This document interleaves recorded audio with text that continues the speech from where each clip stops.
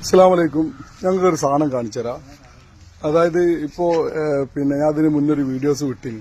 എന്താ പറയാ, ഒരു വേരിനെ പറ്റിയിട്ടുള്ള ഒരു കബറിന്റെ 7 കൊല്ലം മുന്നേ തുറന്നൊരു കബറിന്റെ ഉള്ളിലെ അവസ്ഥ പറഞ്ഞപ്പോഴേ, അപ്പൊ ഞാൻ ആ വീഡിയോസ് വിട്ടത് എന്തിനാ അറിയുന്നത്, അത് നമ്മളെ എത്ര വലിയ വീട്ടിൽ കിടന്നാലും എത്ര AC ഇട്ട് കിടന്നാലും അവസാനം ഇങ്ങനത്തെ ഒരു ഇതിലേക്കാണ് എത്തിപ്പെടാന്ന് ഉദ്ദേശിച്ചിട്ട് മാത്രമേ ഞാൻ ആ വീഡിയോസ് വിട്ടു.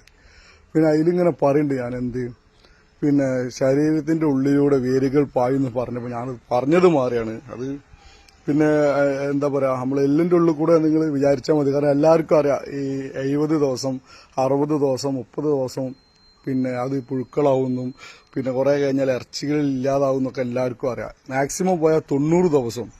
പക്ഷെ ചില മയ്യത്ത് നമ്മൾ വിചാരിച്ച മാതിരിയൊന്നുമല്ല. അതായത് 30 ദിവസം ആയിട്ട് ഒന്നും ആവാത്ത മയ്യത്തുണ്ട്, സ്മെല്ല് പോലും ഇല്ലാത്ത മയ്യത്തുണ്ട്.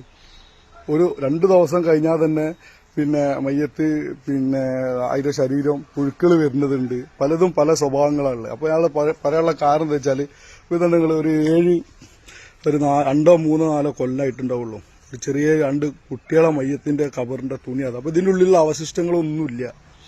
നമ്മളിത് ഈ കബറ് കുഴിക്കാൻ വേണ്ടിയിട്ട് തുറന്നപ്പോ കിട്ടിയതാണ് നമുക്ക്. അപ്പൊ ഇത് നമ്മൾ എന്ത് ചെയ്യാറ്, നിങ്ങൾക്ക് ഇതിങ്ങനെ എല്ലാം എടുത്തിട്ട് ഒരു സൈഡിൽ, ഇതിന്റെ എവിടെയെങ്കിലും ഒരു സൈഡിൽ അത് വൃത്തിയിൽ അവിടെ കൊണ്ടുപോയി നമ്മളെന്ത് ചെയ്യുക, അടക്കം ചെയ്യും. കാരണം എന്താ വെച്ചാൽ, പറയാനുള്ള കാരണം എന്താ വെച്ചാല്, ഒരു കാരണവശാലും എല്ലുകളോ അങ്ങനെ എന്തെങ്കിലുമൊക്കെ ഉണ്ടെങ്കിൽ പുറത്ത് കിടാൻ പാടില്ല. പറഞ്ഞാൽ നിങ്ങൾ കണ്ട കഫംപുട, അതായത് പ്രസവിച്ചിട്ട് 5 മാസം 8 മാസം 9 മാസമായ കുട്ടികളെ കഫംപുടയാണ്. അപ്പൊ അങ്ങനത്തെ ഉള്ളിൽ ഒന്നും ഉണ്ടാവില്ല, അവശിഷ്ടങ്ങളൊന്നും ഉണ്ടാവില്ല. അപ്പൊ നമ്മളത് എന്ത് ചെയ്യും, അവിടെ എവിടെയെങ്കിലും സൈഡിൽ ഒതുക്കി വെച്ചിട്ട് പുതിയ കബറാക്കിയിട്ട് എന്നിട്ടേ മറ്റുള്ള ഒരാളെ കബറിൽ മാറിയുള്ളൂ. എന്തെങ്കിലുമൊക്കെ വാക്കിലൊക്കെ ഫാൾട്ടുകളൊക്കെ ഉണ്ടെങ്കിൽ പൊരുത്തപ്പെട്ട് തരാം. അസ്സലാമു അലൈക്കും.